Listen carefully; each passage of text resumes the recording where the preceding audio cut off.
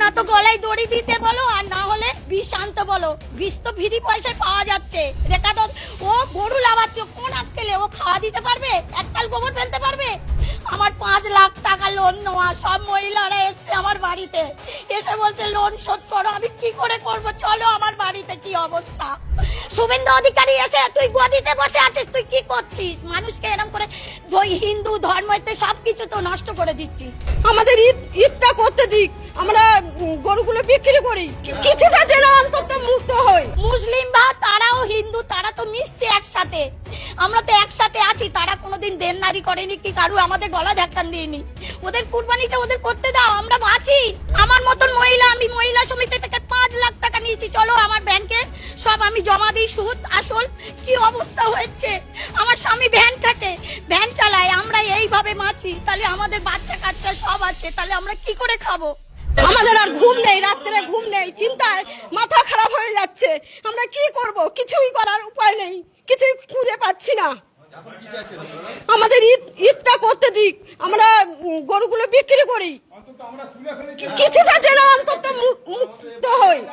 বিধায়িকা হচ্ছে কি আপনার রেখা পাত্র বিভিন্ন জায়গায় রাস্তায় গরু আটকে দিচ্ছে, ওরাও তো ভয় পাচ্ছে।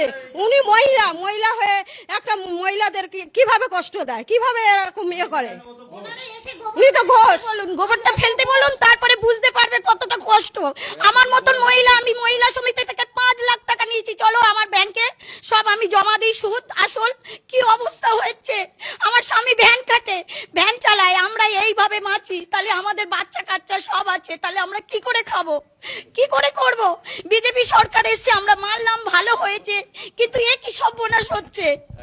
না তো গলায় দড়ি দিতে বলো, আর না হলে বিষ আনতে বলো। বিষ তো ফ্রি পয়সায় পাওয়া যাচ্ছে। রেখা তো ও গরু লাগাচ্ছে, কোন আক্কেলে ও খাওয়া দিতে পারবে? এককাল গোবর ফেলতে পারবে?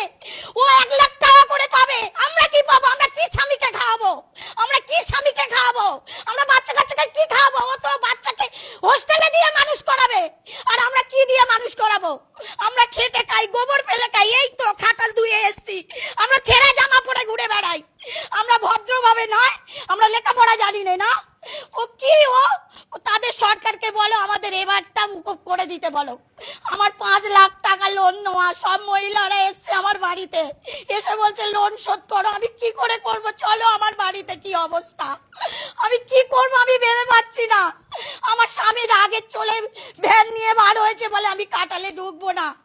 কি করব? আমার গরুগুলো খাওয়া দিতে পারি না, একটা তরফা বিচুলি আয়লা দেয় না। 3 লাখ টাকা আমি ভুসির দোকানে, চলো আমি তোমাকে দেখাচ্ছি, খাতা পত্র সব